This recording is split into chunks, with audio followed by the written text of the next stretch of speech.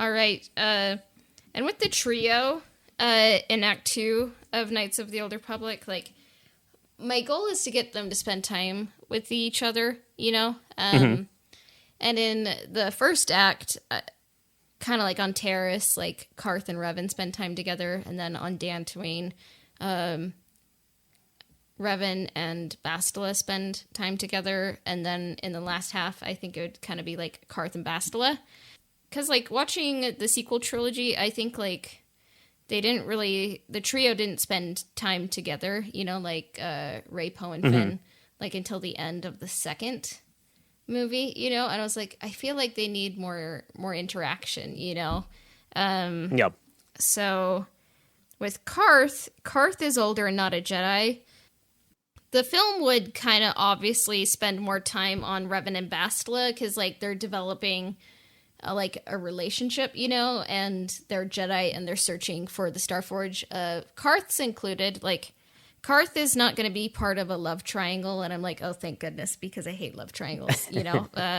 Right. Like, if there is a love triangle, it's between, like, Bastila and Secrets and Revan. Like, there's no Karth or Malik as romantic rivals, you know? Right. Karth is not being told the whole truth. He can kind of sense it, and yeah. But with Revan and Bastila, like, one thing I love about George Lucas is just, like, a lot of modern films, like, they either do romances kind of just like, oh, just do a romance, who cares, you know? Like, they just add it, you know? Like, just as an afterthought, and, like, it can be not really well written, you know? Or it can just be subtle, or they'll be like, no romance. Romance makes people weak, you know? But what I love about George Lucas is, like, the prequel trilogy, I love how just, like, earnest, like, the Anakin and Padme stuff is, like, it's kind of like hearkening back, like, Anakin Padme to, like, the Middle Ages, actually, like, kind of like that courtly love tradition, and, like, Han and Leia is kind of, like, less contemporary to, like, the 70s and 80s, and it's more like a screwball comedy from the 1930s. And with Revan and Bastila, like, I kind of see it as, like, a nuanced but yet earnest kind of romance, you know, like, kind of like the best of, like, Anakin and I was going to say Anakin and Obi-Wan, but I meant Anakin and Padme. And then, like, Han, Leia, and I guess, like, the best of, like, Ben and Rey, you know? Because I feel like in Act 1, like, they'll have chemistry, you know? Like, yeah. And then they, like, with Act 2, they have to kind of spend more time with each other, and then it's like they have a force bond, and it kind of grows. And I think the main impediment to that relationship is the truth of who Revan is. So that's kind of just like giving the trio time to be a trio is what I see. And then, like, Karth might not have as much to do, like, with the quest as maybe, like, Revan and Bastila, but he's still a facet there. And I think with, like, Revan and Bastila, like, it is a romance. It's just written as a romance, you know. Like, I mean, it's still Star Wars, you know, but the truth is the impediment. So that's kind of like how I see the trio. But what about you? I see it very similar to that, actually. So I think that you'll see kind of the romance start to bud, like, towards, you know, at the end of film 1, when we're on Kashyyyk, everyone's happy, and that seems like kind of the ideal time to start exploring these romantic feelings that they have, and then so that gives it plenty of time to build through this film, because, you know, they're separated at the end of it, and we'll spend, you know, the bulk of the third film kind of separated from it as well. But I think that it's important to explore that, and I think it's really important for the characters to not portray Karth as kind of this, like, third wheel type of a character, right? Like, he should be included and he should be important. And I think that he probably does a lot of growth in this second film. So we're getting to see him, you know, have his confrontation with Saul. I think that he's kind of facing his demons there, and possibly with finding out that his son's alive, but he's on the wrong side now. So just a lot for Karth to kind of process. But yeah, I don't see him as being like this love triangle kind of a character. Just one of like these three characters that are spending a lot of time together that have kind of similar ideals and similar goals. And trying to do their best to keep this party together and moving forward. Yeah, and like honestly, like in our postcard we made for the Endar Spire, like I think like Bastila and Karth, like they've worked together. They would kind of have like a working relationship. I would say like they're probably work buddies, So yeah, I think he probably holds Bastila in pretty high esteem. Like you said, they'd probably, kind of had served together and worked together and spent a fair bit of time together kind of throughout everything, prior to, when this film and when the game would have, started taking place. So. Yeah. And I think Karth is he 38? I think like 38 or in his early 40s, but yeah. Yeah. I could also almost see Karth as being like a big brother or like father figure almost to Bastila, especially losing his wife and his son, so he'd be, pretty protective over her, especially if she's kind of that same age as she is, in the game, like, 18, 19 years old, something like that. So. Oh, please no. Like if they kept people the same ages in the game, I would be like, no, this is because then like Revan's 38. I'm like, nope, not doing that. But I do like having Karth being like kind of like an older brother. Like maybe I'm just, I don't know, with Star Wars sometimes it's like, how about another father figure? And it's like, I think, I don't know, I feel pretty. Yeah, there's a lot of fathers in Star Wars, like, but let's have some brother stuff, but, any other comments like on the trio or should we kind of look at, individual character arcs, do you think? No, I think, the only, other thing I'd kind of want to mention about the trio is, so the second film here is going to be kind of more, in depth at looking into the characters, and we're starting to see that the trio here is having kind of their own inner turmoils, and by and large I think they're kind of keeping that to themselves, so it'll be fun to see how kind of their personality traits and how these inner turmoils that they're dealing with are going to kind of clash and coincide. Yeah. And like that's kind of what happens in the midpoints of like Star Wars trilogies. It started with like Empire Strikes Back, like in A New Hope, you kind of get your hero's journey, and then Empire Strikes Back is kind of like a look at like what's happening underneath, Yep. Like who are these characters? It's kind of like the first kind of like you get a lot of parallelism in Empire Strikes Back, and then like you get a redemption in Return of the Jedi, and that pattern carries throughout the Skywalker saga in all the trilogies. So yeah, I kind of see that pattern holding, but yep, yeah, but when we kind of look at like the characters, the main character is obviously Revan. Before I kind of talk about like what my kind of character arc is for him, I have a question for you. Okay. Without the Leviathan, do you think Revan would have discovered the truth about himself? I think the easy answer is to say yes, because he still probably would have had to confront Malak on the Starforge eventually at some point. But if you take Malak out of the kind of equation there, I think yes, probably, especially in kind of meeting Jolee and exposing himself to different ideals other than the Jedi. And I kind of had those notes here for kind of the Jolee and Revan character arcs, but I think eventually he would have kind of worked it out. Maybe not necessarily that he was Revan, or at least not right away that he was Revan, but I think he would have kind of gotten to the point where he thought something was up about his identity and why he was missing all of these memories. Yeah. What about you? Do you think you would have gotten there eventually? I have to think so, because there's just so many coincidences along the way. But I think, like, Malik telling him is maybe one of the worst ways he could have figured out, you know?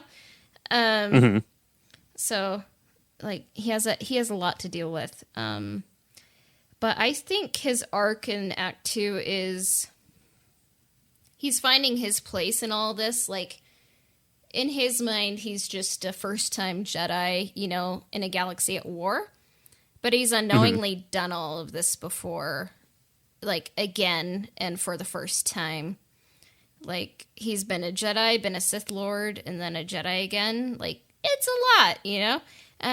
Right. He's becoming a better person, and in a way, this is kind of like Star Wars examining living atonement, and maybe it's a bit like purgatory, you know, but it's kind of meaningless if he's being a better person unless he knows who he truly is. So, like, the reveal kind of changes the whole scope of the story, I think. So that's kind of what I think the character arc, character explanation, what it means is. But what about you? Yeah, I think for Revan, like you said, he's kind of, you know, going through this for the first time, you know, and he thinks that he's kind of a Jedi, and he's getting, you know, Bastila in his ear telling him, you know, right from wrong and what he should do in these situations and things like that. But I think that as we go through the story, you're going to see him kind of, you know, unlocking parts of himself, like maybe, you know, confrontations, you know, on Tatooine or Manon or, you know, wherever they might take place, and, you know, he can do something and he's like, that doesn't make any sense that I can do that. Why can I do that? Or why am I this strong? Or, yeah, you know, stuff like that just is kind of, you know, giving him pause as to, you know, what Bastila is telling him and what he's actually seeing in himself. And I think that part of the film is going to kind of explore kind of that gray area, and then especially after the reveal, I think that that's going to you know, take a pretty hard turn for that, you know, kind of aspect of Revan's character going into the third film. Yeah, for sure.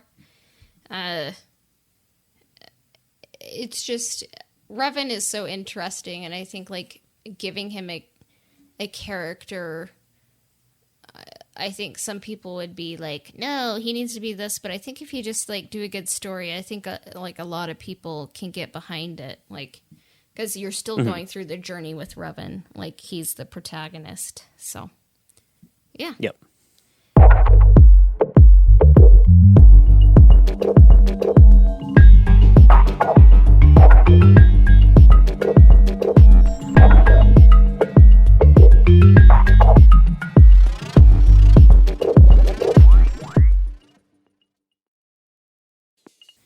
With Bastila, I see her going from perfect Jedi, like maybe perfect is in quotes, you know, to Sith apprentice.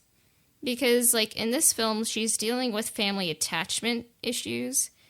Kind of like unresolved, maybe, like, childhood issues, you know, like with her mother and her father.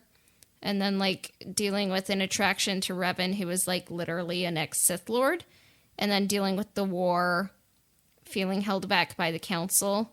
So, like, and then, like, Malik kind of reveals, like, oh, yeah, Bastila, the perfect Jedi, was lying to all of you and didn't trust you. And then, like, she's on her own, you know?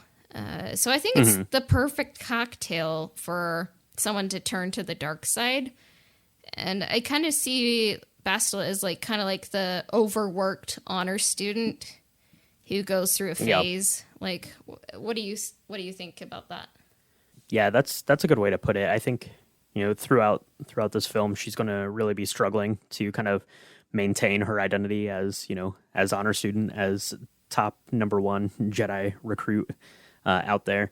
And I think you'll probably start to see, I mean, you'll have, kind of the interactions with her mother, and you'll see like specific things that will lead you to pause. But I think that you're going to see Bastila start having to not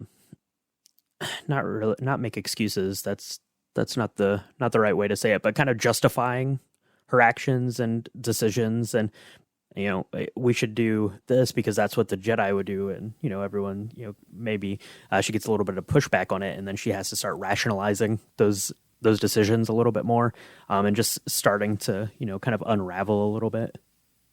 Yeah, I think like if the writing and directing is good, like an actress would like have so much fun with this role, so yeah. Yep. And then with Karth, I see this as like an interesting and difficult chapter in his character's story. Like drama, he's right. Yeah. There's more to the story. Like Revan, Bastila is keeping the fact from him. And he's just trying to do his duty. And like with his background, like I think it is just for him to be a little suspicious, because suspicious stuff is happening.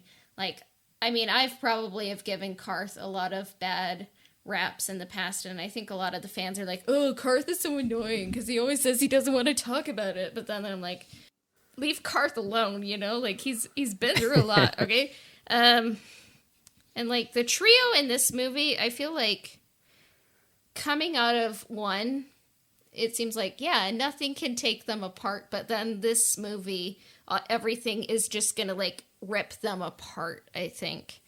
Which I think will make them coming together again so much better in the next one. Like, Karth in KOTOR 1, he's kind of like, he's been hurt. And then Act 2 of KOTOR, it's like, it gets worse. Like, can he trust anyone he wants to trust? And then, like, I've kind of hinted at it, but, like, in the future we'll talk about Act 3, and then in that film it's like he's learning to trust and learning that people can become better again. That's what I see. Yeah.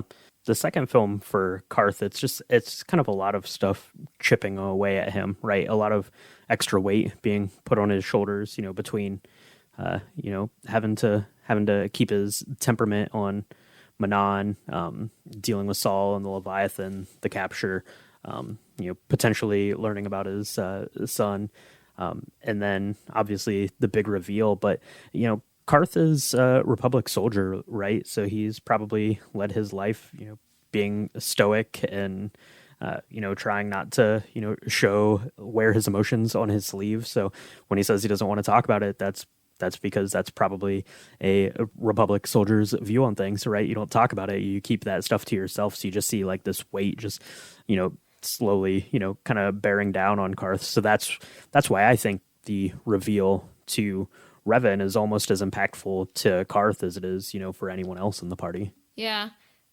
I mean, by the time this episode comes out, maybe the art that we had Astronautka Art create for the reveal on the Leviathan may be released by then, but it's just such a moment to capture, it's like, it's almost like a narrator going like, and this is the moment where everything went wrong, because like Revan's like, right. What? And then like Bastila's like, I can't explain. And Karth is like, what?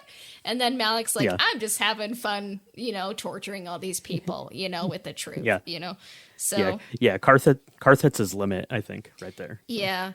Yeah. Like a lot of limits were reached on the Leviathan, I think. But yeah, like,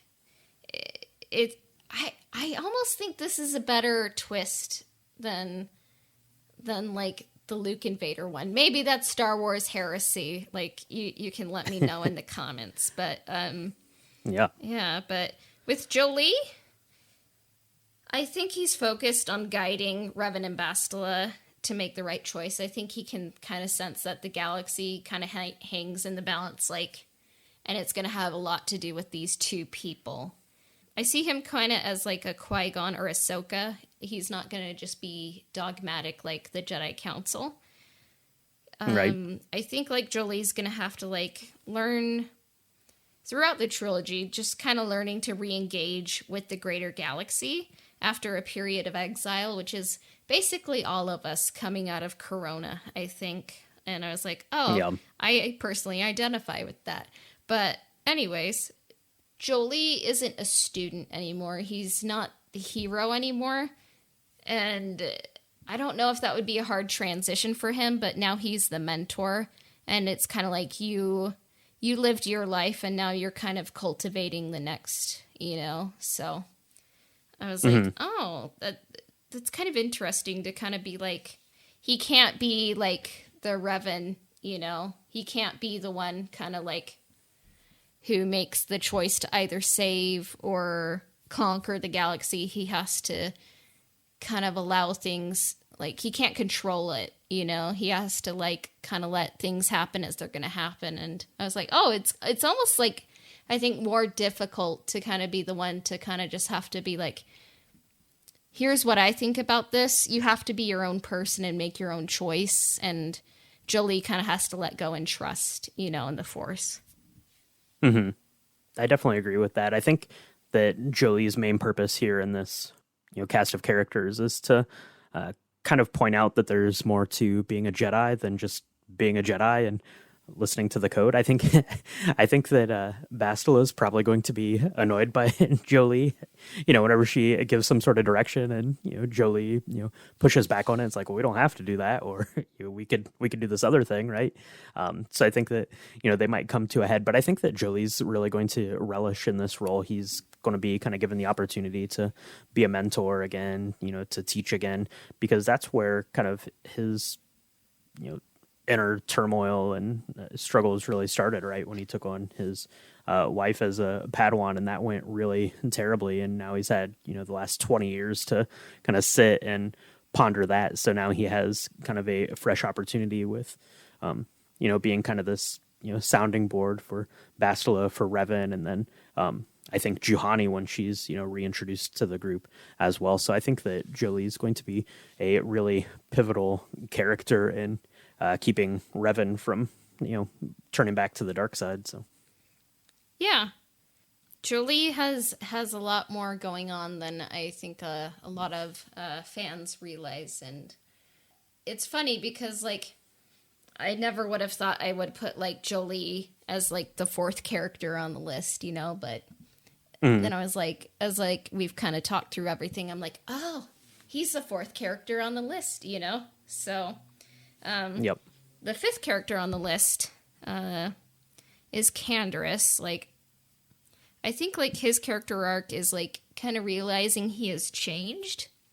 The Mandalorian Wars are over.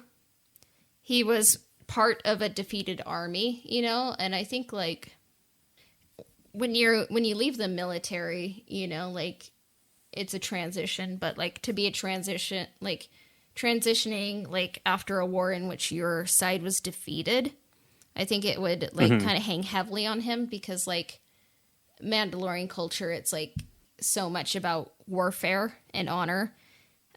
So I think like over the course of like 1 and 2, he's kind of realizing like he can have more than war, ultimately he will always be a warrior, but like he's not defined by it. Like he has more, to his identity than that. And like he, I think grudgingly makes friends and companions, and he can save the group kind of a la Han Solo's turn in A New Hope, and I think you have to kind of give Candaris maybe a little bit of his arc from Knights of the Old Republic 2, like some of that arc in Knights of the Old Republic 1, for him to kind of have more to do rather than just be like, I'm a gruff warrior. And it's like, oh, cool, All right. Yeah.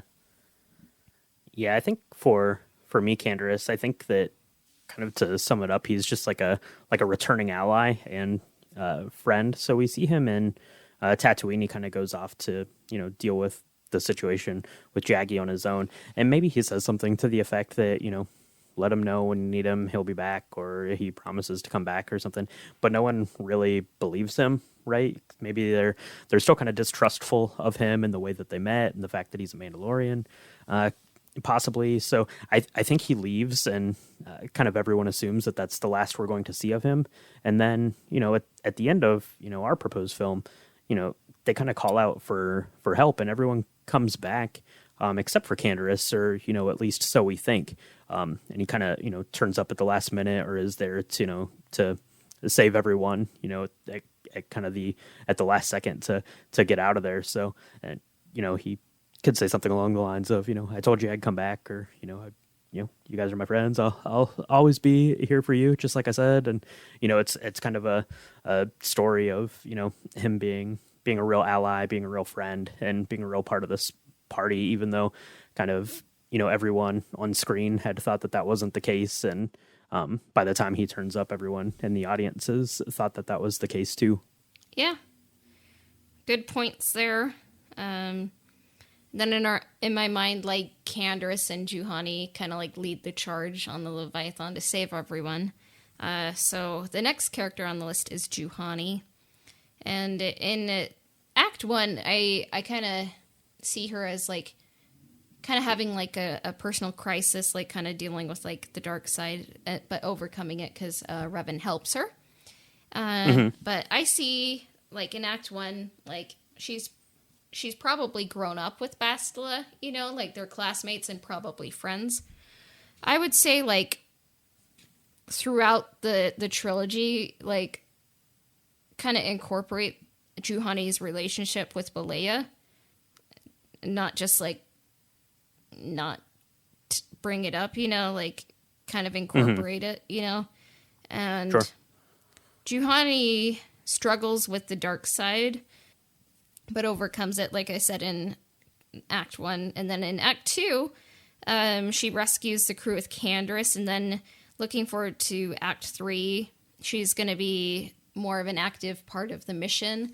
And I think she's going to kind of be of the group, like, I guess, like, kind of become like a grayish Jedi, kind of more like Jolie and Revan, at the end of Act 3, like, because she spent time with them going on a mission, and saves the galaxy. So that's what I kind of see. Yeah. I think, like I said, we haven't really spent much time with Juhani. When we left her, her fate was kind of in the balance. So by, coming back to our aid to help escape, it kind of proves that she's, dedicated herself to, fighting for the team, and, kind of, has this realization that just because you've made mistakes in the past, those are in the past. It doesn't mean that you have to, continue down that path. You can change, and you can be better. And that's kind of her story arc. And yeah, I think that her interactions with Jolie going forward are going to be really interesting. I think that would probably be one of my kind of most underrated sort of character developments going into the third act here. Yeah. And I think that Ironic Designs in episode, I believe it was 45, like, kind of articulated better than I ever could, that, like, Juhani kind of represents, like, the LGBT audience. So I think, like, giving her a good arc kind of can, like, speak to a lot of people, and yeah. So I think, like, yeah, with a good writer and director, like, and good editing, it's a great role, and I think it's an important role to a lot of people. So yep, for sure.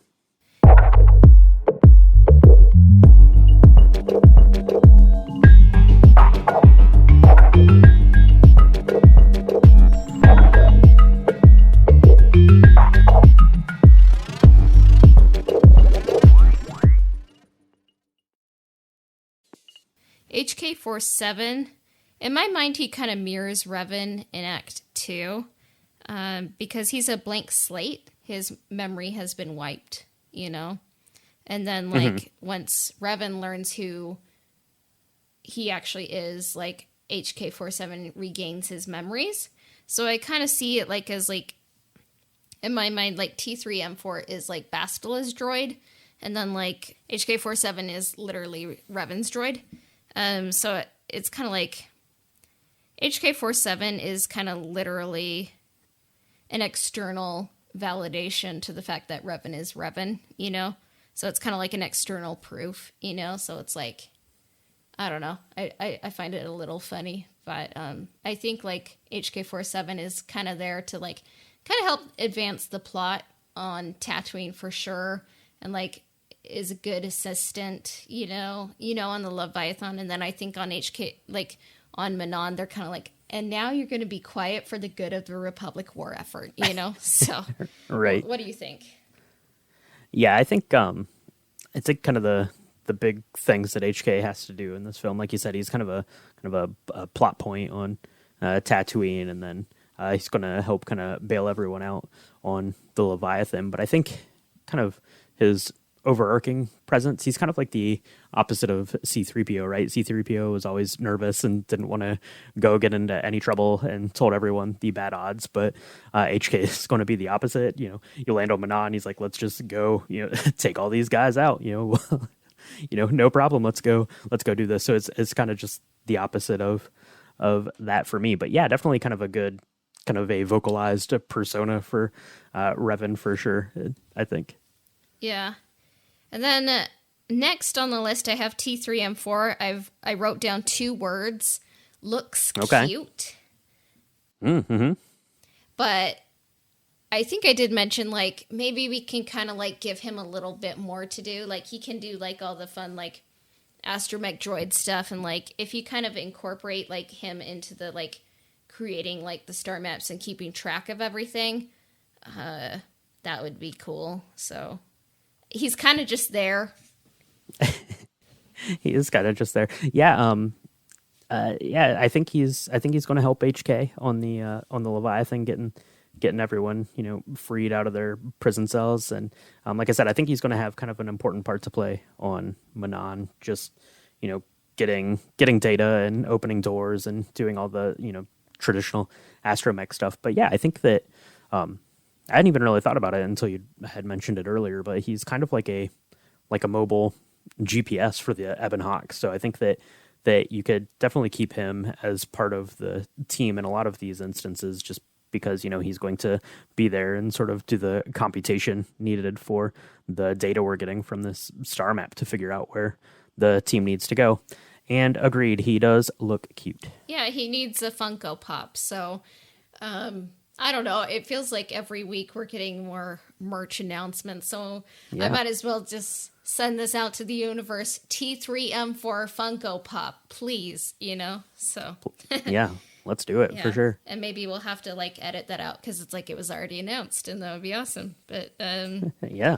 Mission and Big Z, they are next on the list. And in my mind, like they're on Kashyyyk, you know, and it's kind of like, this is like their study abroad. Well, I guess like Big Z's returning home, you know, it's like kind of like they're going to college, you know, and they're living their best life. Like maybe it's a bit like they're having fun, becoming who they're meant to be. And like, I like what you said, like maybe like they rejoin the party on the Leviathan, and it's like they just had fun, but then it's like, oh, Bastila's gone, and like everything that could go wrong did go wrong, and they're like, we were just having fun, like, you know, on Hawaii, and okay, I guess this is what we're coming back to. So they could be mentioned throughout the movie, and like maybe they appear in a hologram, you know, but I think they'd be back for Knights of the Old Republic 3. Like, I don't know if I would see them being like on Korriban. Perhaps maybe Lihan, you know, like, because it is the home world of the Sith. Like, I think that, like, maybe they could do a mission elsewhere to, like, maybe do some tracking of, like, Jedi survivors for Revan. Like, a little bit strategically to be, like, make them feel important, but also kind of protect them. Yeah. Because he's not a heartless monster, so.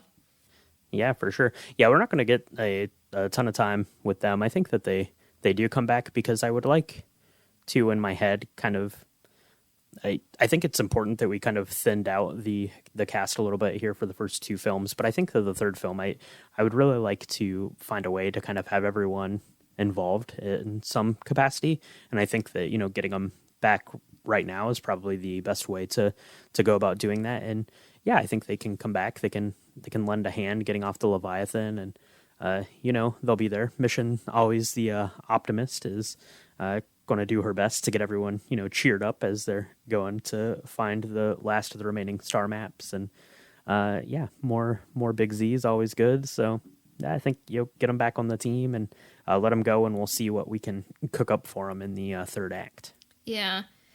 And for Malik, with the dark-sided characters, I'm kind of like, I don't know if there's much of an arc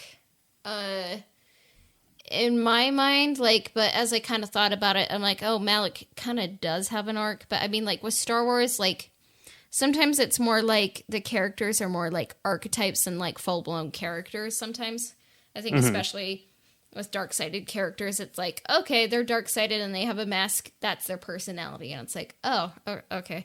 But with Malik, right, like, when he does the reveal, he's really just doing it to utterly break the Ebon Hawk crew, like, their psyche, like, their motivation, their will, and, like, everything. He's just, I think he's trying to prove to himself that he is stronger and better than Revan. He's trying to just, like, maybe it's a bit like Wonder Woman 1984, where, like, you know, not the greatest movie, but one thing I did like about that is Barbara begins the movie by being jealous of Diana to wanting to be Diana. And then when she finally is, like, her equal, she wants to surpass her and take her off the map, you know? And, like, I was like, oh, that's kind of like Darth Malik, you know? Like, he can't leave the past behind. He can't have his future. I mean, that's kind of what the dark side is it's kind of just being angry, but without any, like, anything constructive going along with it. You know, so it's like he's kind of just stuck in the past and can't move on. So that's what I kind of see his arc as. I think for Malik's arc, it's just, yeah, kind of those typical Star Wars bad guy kind of tropes. But I think that his will be kind of interesting. We can check in with him from time to time, because we're hunting down these star maps, and Malik presumably knows where all of these things are because he went around with Revan and you know, looked them all up before. But I think that it's kind of a cat and mouse game. Like, he kind of always knows where we are and where we're going, and, you know, kind of sets up this confrontation because he knows that that's a good opportunity to break Revan and Bastila, and he knows at this point he's probably stronger than both of them, obviously, as the way that this turn goes. I think he's going to be pretty charismatic, and I think that, like I mentioned, kind of, you know, framing, like, kind of the last scenes, like, he's going to be able to use Bastila and the Jedi Council's language very effectively to kind of turn Bastila, you know, telling her things that she's always been taught, and really, you know, just kind of twisting that knife in her a little bit, and you know, getting her to go over the edge. But that's kind of how I see Darth Malik in this one. Yeah, I mean, as I've kind of mentioned, I'm a little bit of, like, an English major, kind of like a literature, you know, nerd and stuff. And, like, if you ever read, like, Paradise Lost, like, like, the snake, like, Satan, like, goes to Eve, and, like, he's not lying to her, but he's definitely trying to deceive her in that poem, you know? And it's like, so I think, like, Malik isn't exactly, like, lying to Bastila, but he's definitely telling her the truth from a certain point of view to kind of, like, try to get a specific outcome, you know? So I kind of see it like that. So it's like he's not lying, but, like, is he telling the truth? Probably not, but, like, he's just wanting her to, like, embrace the dark side, you know? So yeah. So there's more going on with Malik than I probably give credit for. So, yeah. So I think in an adaptation, like you could do more, I think, than the first game did, for sure. Mm-hmm.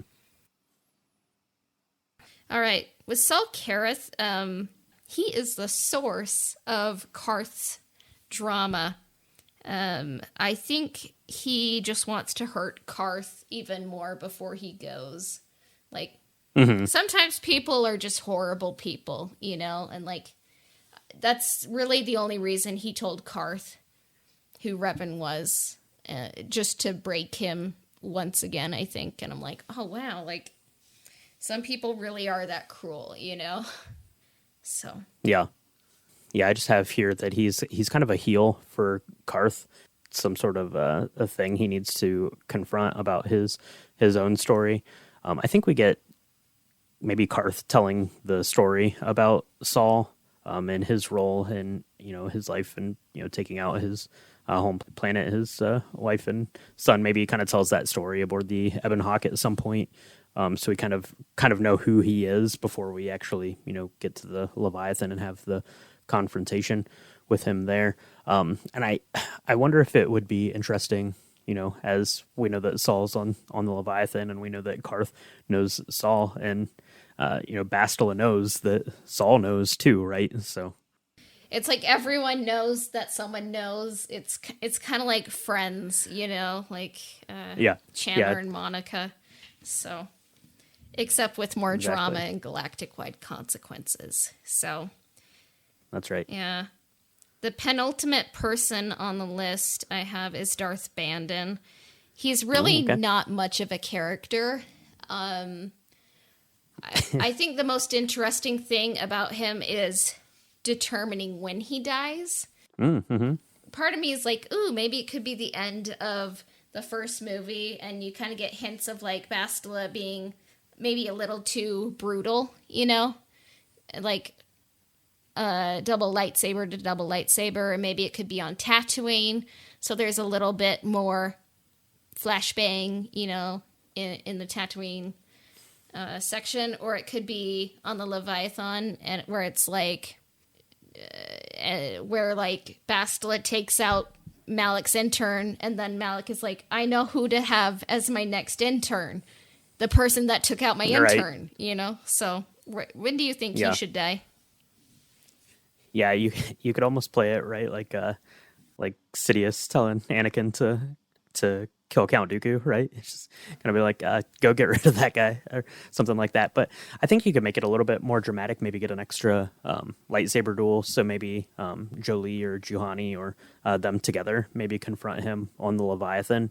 You know, you have everyone else with their blasters and stuff, and they're dealing with the other, you know, kind of Sith warriors and patrol droids, stuff like that. So maybe there's an opportunity there to have more of a lightsaber fight, because I don't think that either of us really see the Malik, Revan, Bastila confrontation to really be much of a lightsaber duel, more of a duel of words.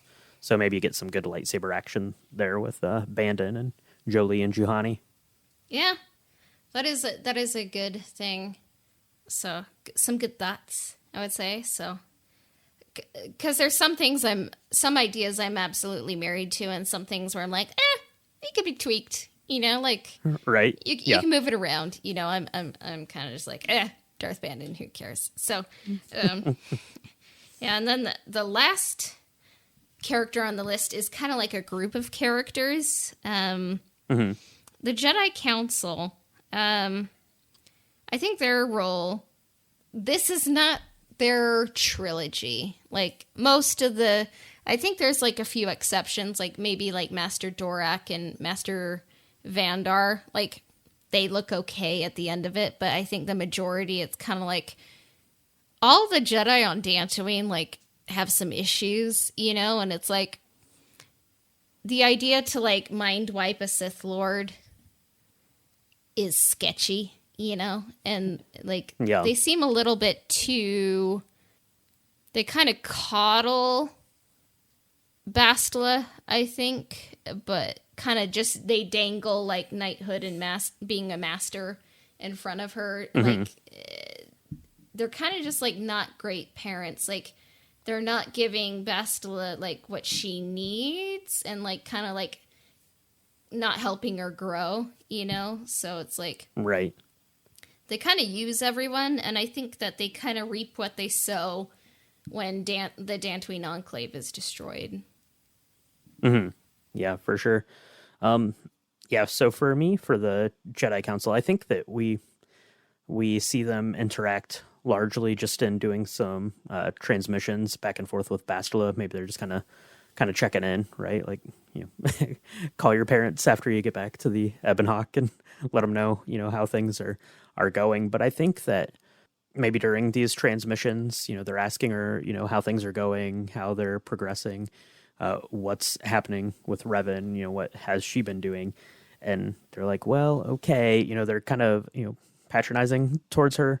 And, you know, that's just gonna, you know, be another little thing that is, you know, kind of veering her course off track here. Yeah, I think if, like, Bastila says, like, here's what I think, and, like, this is what I've determined, this is what I'm going to do, and then it's like, that's not what we think you should do, you know, you need to do it this way, or else it's the wrong way, and, like, you're playing with the dark side, you know, and, so I think you could definitely kind of play up that, you know, yeah. So, yeah, that's all, that's the characters I could think of. Were there any that you think that I missed? No, I don't think so, unless Calo Nord's going to spring up and make an appearance. But I think we're done with Calo Nord, so him and Darth Bandon are about done with here, I think so. Yeah. So looking forward to the future. We will be kind of doing an overview of the third film. And I think, like, before we do that, we are going to kind of talk about the ring theory, because I think it really comes in play in Knights of the Old Republic, and especially Act 3. So we're going to be talking about the prequel Strike Back, which was done by Ministry of Cinema. So that will be fun. And then we'll try to have some fun guests on to talk about Korriban, Lehan, you know, and the Starforge, and we're kind of coming up close on finishing, like, I guess you could say it, season 1 of this podcast. And then we'll kind of make the transition to doing, I guess, season 2, you know? Maybe we'll talk about the Revan novel before we do that, but yeah, it'll be exciting, I think. Yeah, there's lots of good Knights of the Old Republic out there still left to talk about, for sure. But yeah, it's fun getting to, you know, wrap up this second film and kind of cross these ones off our list. You know, at least for now, I'm sure there'll always be good reason to kind of come back to these places and characters. But yeah, look for all of that stuff in the future, and look out for more awesome lo-fi tracks. We've got some more of those in the works. So if you want to get a sneak peek of what we've got going on there, make sure you head over to our Patreon and check that stuff out. It can be found at www.patreon.com/EbonHawkPodcast, and, you know, have a look at what we have.